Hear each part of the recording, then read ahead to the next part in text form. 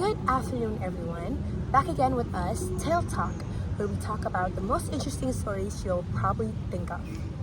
I'm your host, Janet, and I'm today with two beautiful faces. Can you guys please introduce yourselves? Hello everybody, my name is Chandani. And my name is Jeff. Hi, Jeff and Chandani. It's an honor to have you guys both here.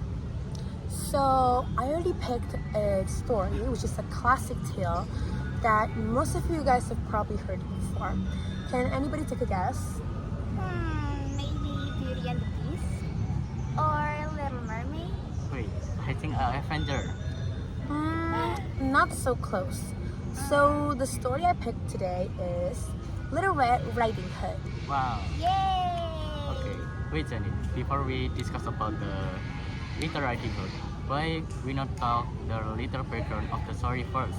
Because not all our audience are know about the story, right? That's a good idea.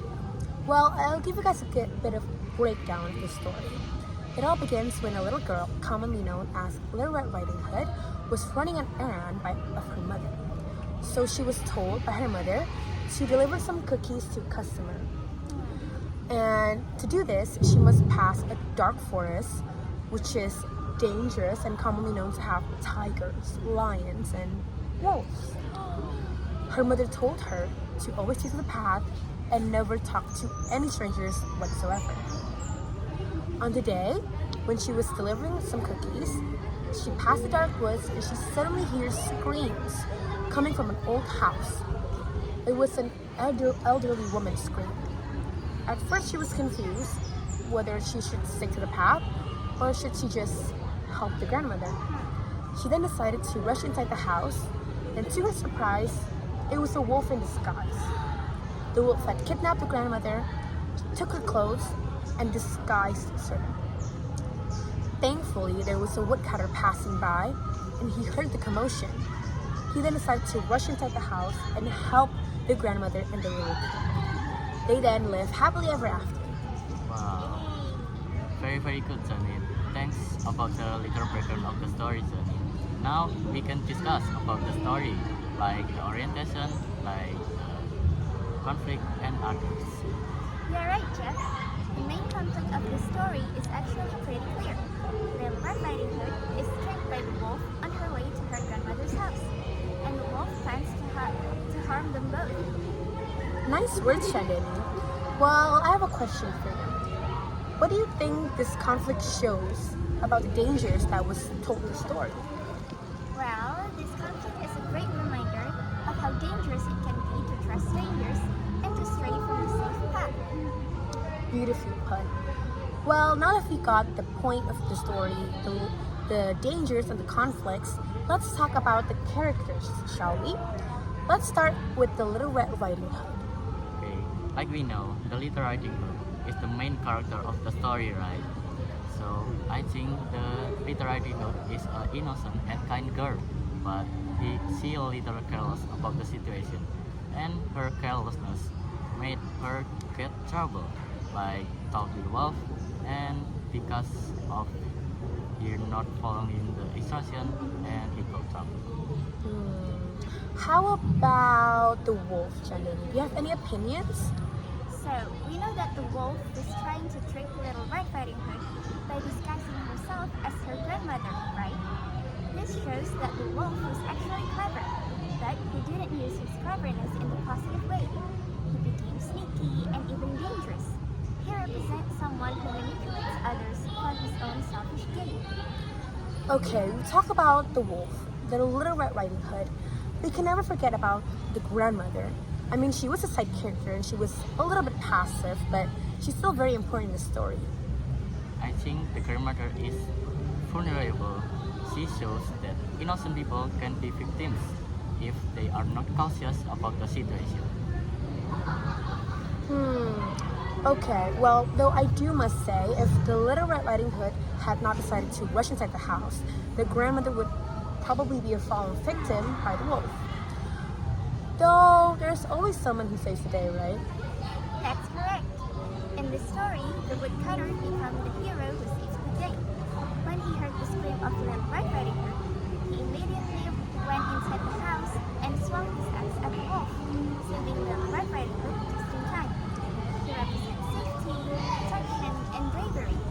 Okay, so we've already talked about the characters. Now, I want to give you guys all hypothetical questions. Let's start with Chandani. What would you do if you were the Little Red Riding Hood? Would you still stick to the path, or would you just, help the grandmother?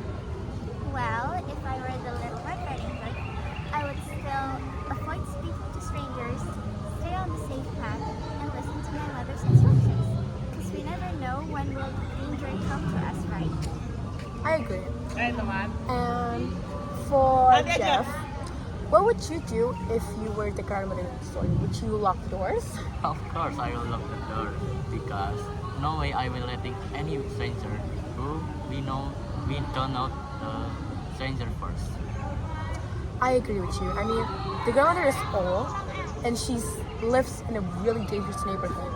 She lives inside a dark forest filled with dangerous creatures. She should always lock doors. Last hypothetical question, I'll give it to Chandani. Okay. What would you do if you were the woodcutter? Would you still try to save the grandmother and their little kid? Or would you just run away and pretend you never hurt anything? Well, if I were the woodcutter, I would still try to save them, but act quickly to make sure that the Little Red Riding Hood and her grandmother were both safe. Beautifully put, Chandani. Alright, since we got all the hypothetical questions down, I do want to ask, does anybody know what the lesson is for the story? I think me first because the story take a lesson. Personal safety is very good for us, and cautious is need to now. Alright, thank you.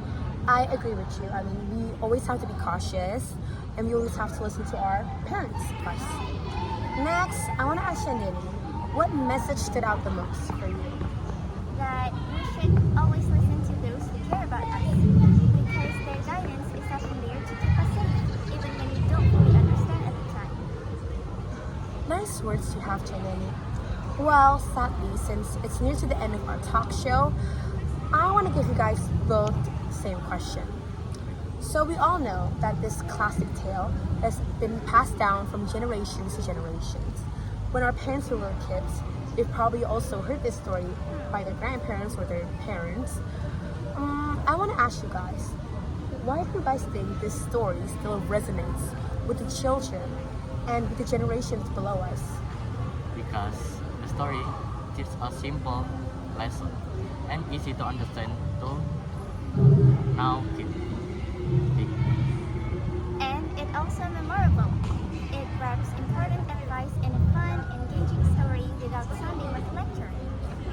Thank you so much for your beautiful thoughts.